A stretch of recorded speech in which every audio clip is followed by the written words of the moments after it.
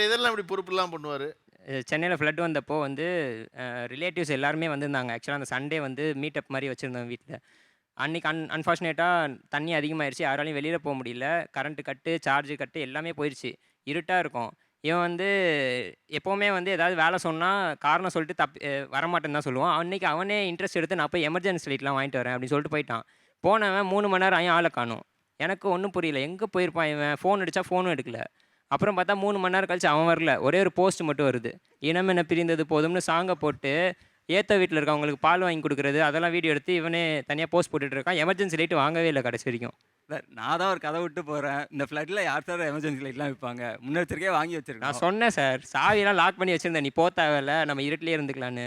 இவனுக்கு கண்டென்ட்டு எல்லாமே content. Okay. அவன் என் ஃப்ரெண்டு தான் சார், அவன் அசூர். அவங்க வந்து ஜிம்முக்கு வருவாங்க. நாங்கள் ஜிம்முக்கு ஒன்றா போவோம். ஜிம்முக்கு ஒன்றா போகும்போது ஒரு நாள் வந்து கண்டென்ட்டே கிடைக்கல இவனுக்கு. உட்காந்து ஃபுல்லாக தேடிட்டே இருக்கேன் என்ன கண்டென்ட் பண்ணலான்ட்டு. நான் வெயிட் தூக்கிட்டு இருக்கேன், பிடிடான்னு சொல்கிறேன், பிடிக்கல, விட்டுட்டான். கை எனக்கு கீழே விழுந்து இது ஷோல்டர் வந்து இறங்கிடுச்சு, ஃபுல்லாகவே வந்துச்சு. கீழே விழுந்துட்டு இருக்கேன். ஹாய், ஐ எம் அசூர், இந்த பார்த்தீங்கன்னா அப்படின்றான் சார்.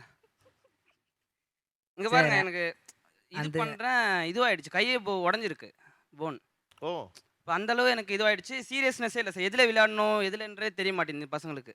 ஆனால் ஹாஸ்பிட்டலுக்கு நான் தான் சார் கூட்டின்னு போனேன். அதுக்கப்புறம் அதையும் வீடியோவாக பண்ணுறாங்களே சார், அதுக்கு தான் சார் பண்ண முடியும் அவங்கள. அது ஒரு கண்டென்ட்டாக இருக்கும்ல சார், வேஸ்ட் ஆகுதுல்ல டைமு. வெயிட்டை பிடிக்குன்னு சொன்னோன்னு ஒருத்தனை வெயிட்டை பிடிக்காமல் விட்டு அது வந்து ஒரு கண்டென்ட் ஆகுதுல்ல.